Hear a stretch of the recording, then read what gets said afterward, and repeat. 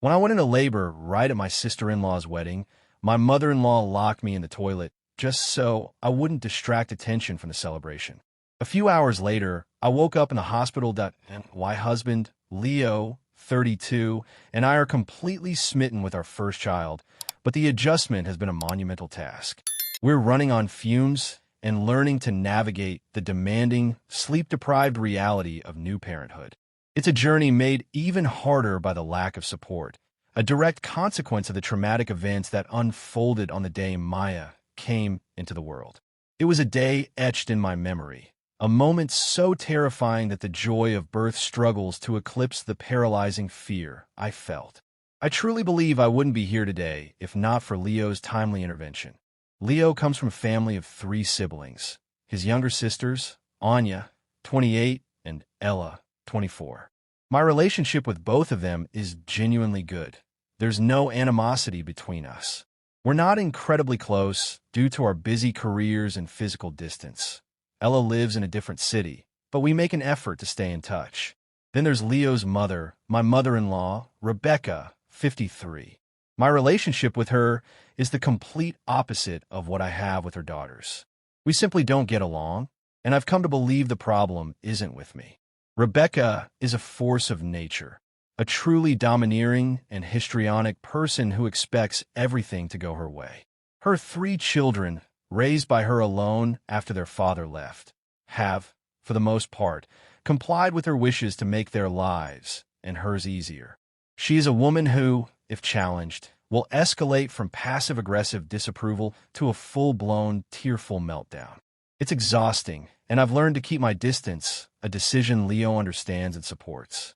He knows his mother's difficult nature and has never pushed me to engage with her more than I'm comfortable with. This arrangement has suited everyone just fine, until a few weeks ago, when Rebecca's actions on Anya's wedding day shattered our tenuous peace and put a rift in our family that I don't think can ever be repaired. Anya's wedding was a beautiful ceremony. Her husband, Julian, is one of Leo's good friends. When Julian proposed to Anya a year ago, she asked me to be her maid of honor, and I enthusiastically accepted. But a few months later, when Leo and I found out I was pregnant, I had to step down from the role. I was in my first trimester, and I knew I wouldn't be able to handle the responsibilities. I was nervous about telling Anya, fearing our relationship would be damaged, but she was wonderfully understanding. When I told her the news, she was thrilled and immediately said, "As long as you're okay, that's all that matters."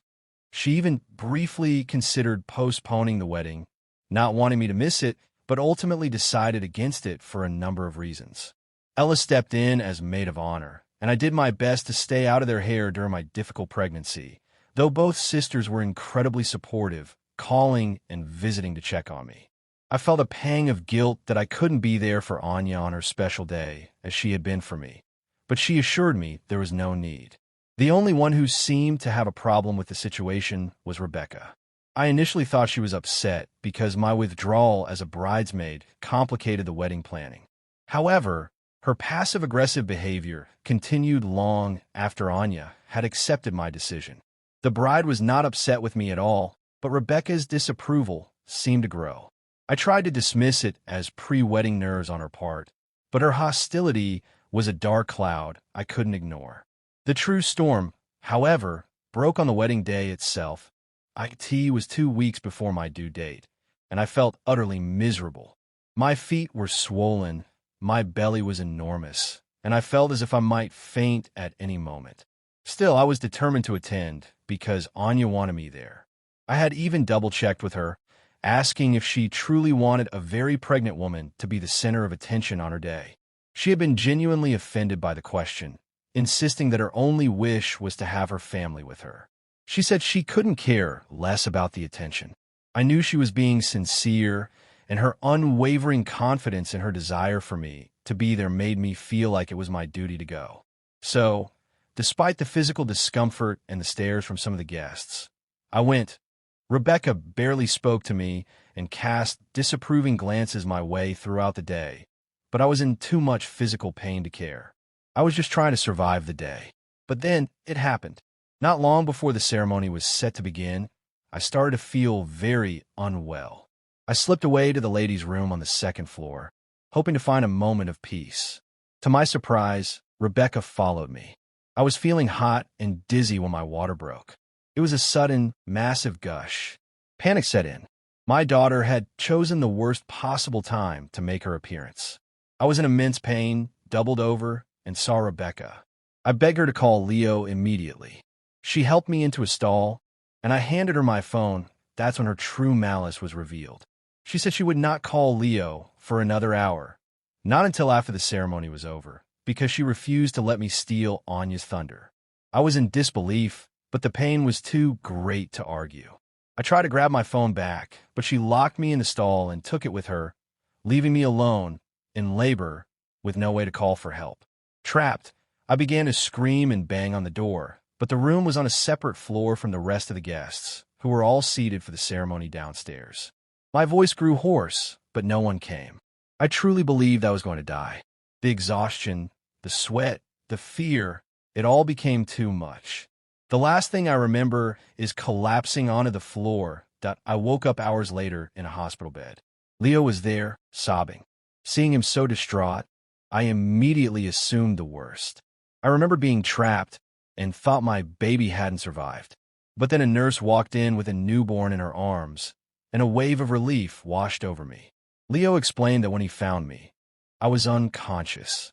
He had to break down the bathroom door to get to me. He held me, and I held our baby girl Maya for the first time. The feeling was indescribable. A few days later, after we were discharged, Leo told me about his conversation with Rebecca. He had gone outside the hospital room to confront her. He told her she was a dead woman to him, and that he was going to press criminal charges for what she did. He told her she would never be a part of Maya's life, and that he would reduce her financial support. A devastating blow, since she was dependent on him and Ella. She had the audacity to say she was only trying to protect Anya from having her day ruined. Anya, who, when she found out what happened, had rushed to the hospital with Julian, still in her wedding dress, to take a photo with her new niece. Anya had told me that having Maya born on her wedding day was the best gift she could have received. Both Anya and Ella were furious with their mother. Anya told me the only mistake I made was not telling her about Rebecca's passive-aggressive behavior from the beginning. Ella, upon hearing what Rebecca had done, said that she would have dealt with the matter herself if she had known. She was hurt that her own mother would endanger her sister-in-law and unborn niece. We all knew that we had to take legal action. The three of them decided to get a restraining order against Rebecca. A few days later, Ella went to see Rebecca and convinced her to seek a psychological evaluation. We all hoped that her actions were due to a mental health issue. We wanted to believe there was a reason for her behavior, something that could be diagnosed and treated, that it wasn't just pure malice. But we were wrong. The doctors found nothing. They said she was of sound mind, and they diagnosed her with generalized anxiety disorder, a condition that doesn't account for her behavior on the wedding day. Ella was devastated. She told me that she had been prepared to support her mother through an illness, but she was not willing to tolerate pure hatred and spite. At that moment, both Ella and Anya cut off all contact with her, and so we have a restraining order against Rebecca. Our family is now in two separate camps. Our lives are filled with the joy of a new baby, but the shadow of Rebecca's actions hangs over us. We are all grateful to be safe, but the weight of what happened and the new reality of our family dynamic is something we are all learning to carry. We learned that Rebecca's true motivation for what she did was that she felt threatened by Maya's existence.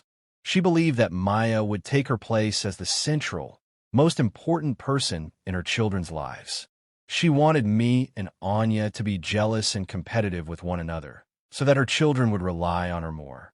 The fact that we were all happy for each other and all happy for the baby enraged her. It was a petty and immature act that almost cost me and Maya our lives. The restraining order is our only protection. We've learned that you can't reason with someone who is driven by such profound insecurity and malevolence. I hope that one day, perhaps, Leo, Anya, and Ella can find some peace, but for now, we're all just trying to heal and move forward. What happened on Anya's wedding day will forever be a part of our family's story, but it will not define us. Our beautiful Maya is here, and her arrival, though difficult, brought us all together in a way we never could have imagined.